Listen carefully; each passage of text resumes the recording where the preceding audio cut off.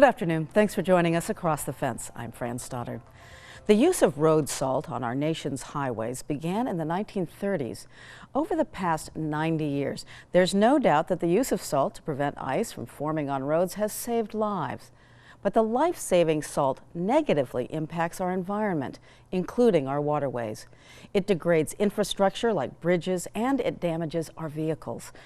The good news is that there are small actions we can all take to limit the use of salt and minimize its negative impacts. We learn more from the UVM Sea Grant Institute.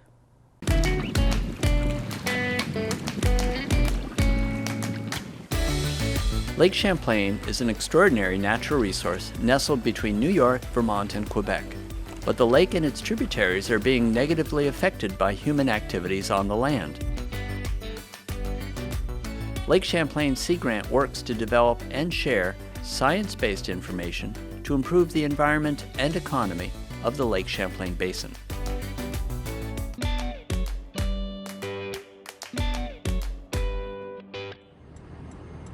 Winters in the Lake Champlain Basin can feel very long,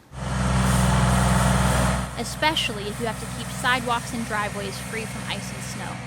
The chore of shoveling, salting, and scraping might feel like an endless job. Worse yet, salt can harm the environment, wildlife, pets, and property. Fortunately, for us and the environment, there are things that we can do to reduce the impact of salt while keeping surfaces free of ice and snow and us safe during the winter months. Chris Stepanek is Extension Program Leader with the Lake Champlain Sea Grant at the University of Vermont. So one of the first things you need to know is how sodium chloride, which is the most common kind of salt used for winter maintenance, does its work. So the salt is put on the surface and it hits a thin layer of water. And what happens is the sodium chloride breaks into the individual ions, sodium and chloride.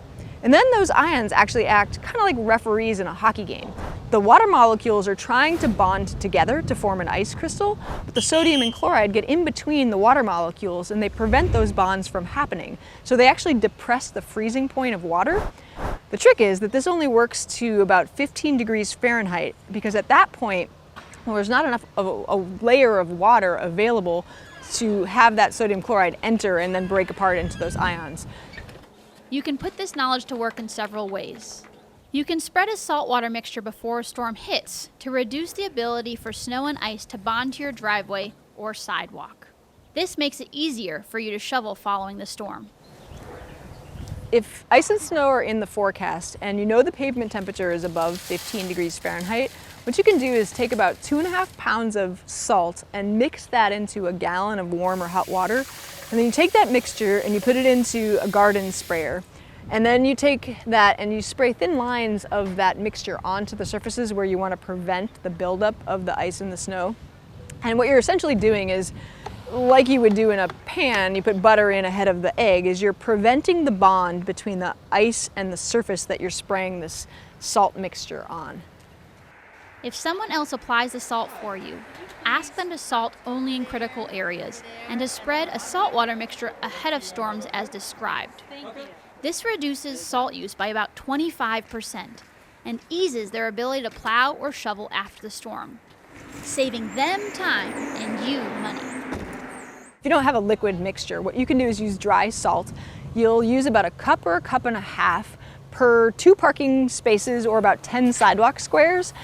You want to make sure that your salt grains are about 3 inches apart and also make sure that you don't have any piles. You can use a variety of handheld spreaders to help you with this and to get it spread all right. And then you also want to make sure that if you haven't spread the salt before the storm, that you shovel first and then put down the salt so you don't make it have to work its way through the snow and the ice before it can reach the surface that you're trying to keep free of snow and ice. Following a storm, sweep up any extra salt that remains on your driveway or sidewalk so you can reuse it in a future storm. This will help keep the salt from being trapped inside your home or business and from running off in snowmelt to pollute the environment. Each and every one of us, whether we're homeowners or business owners, have an opportunity and a responsibility to use less salt to help the environment. And one of the most important things that we can do is teach somebody else what we know so they can do it too, and the environment benefits even further. Lake Champlain is a natural treasure. We all have a part to play in protecting it and the waters that drain to it, now and into the future. Use good winter maintenance practices the next time you apply salt to your snow-covered sidewalk or driveway. This video was produced by Lake Champlain Sea Grant, a partnership among the University of Vermont, SUNY Plattsburgh, and the National Oceanic and Atmospheric Administration. To learn more about Lake Champlain Sea Grant and to see other videos in this series, please visit our website. Our next segment takes us into the woods, specifically into publicly owned parcels known as town forests. The people in charge of managing town forests are our friends and neighbors. They volunteer because of their passion for the forest and their town. Here's Keith Silva with more. Boston, recently Corinth. The entries in the guest book prove that visitors come from near and far to hike Wrights Mountain in Bradford. Nancy Jones chairs the Bradford Conservation Commission. My experience has been that it's very important to the people of Bradford. It's a wonderful resource, and educators and families are taking advantage of it. 3.5 miles of trails crisscross 517 acres of this town forest. At an elevation of 1,822 feet, Wrights Mountain is the highest peak in Bradford. The view of the Waits River Valley from the summit is as thrilling as venturing into Devil's Den, a shallow cave on the property. Not long ago, the Bradford Conservation Commission, an all-volunteer group who oversees the property, created a trail map. They got sponsorships from local businesses to offset the cost. Jones thinks more can be done. We already have a lot of visitors coming to the mountain, as our guest book attests, and we have to believe that many of those people are going into town to get lunch or to go shopping or even stay somewhere close by. So we feel that this is an economic boon to the town, but we'd like to be able to gain some data and some evidence to document this. I think actually what our next step is going to be is Drew. Bradford is one of 10 town forests selected to take part in the Vermont Town Forest Recreation Planning Community Assistance Program. Each community will receive help to develop town forest recreation and stewardship action plans. Kate Fora is an outreach specialist with Vermont Urban and Community Forestry and UVM Extension. She's helping spearhead this effort. This project really came out of a need that we heard from communities. A lot of them are really struggling with how to balance the growing interest and the growing use of town forests around the state. We used to say that town forests were kind of Vermont's best hidden secret, or were Vermont's best secret. And unfortunately or fortunately, the secret seems to be out.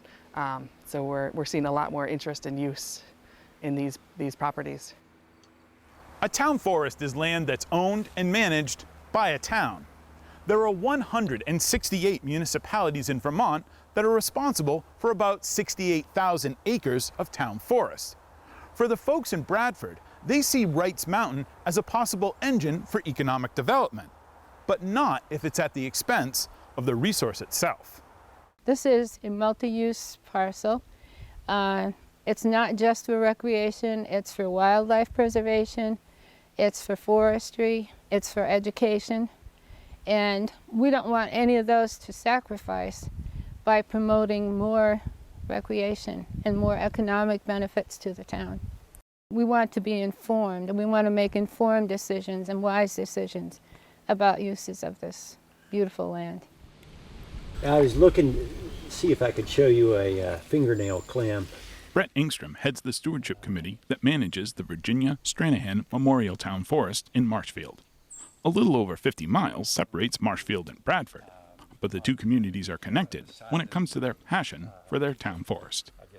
I'm proud to say that Marshfield has this public land available to people that can come and use it in different ways. And if they want to come out and look at the old stone foundations, and imagine what this place was like 100 years ago, that's wonderful. And it's wonderful if people like to come and bike a little ways, or if they just want to walk and go down to one of the beaver ponds and bird watch. And it's all here.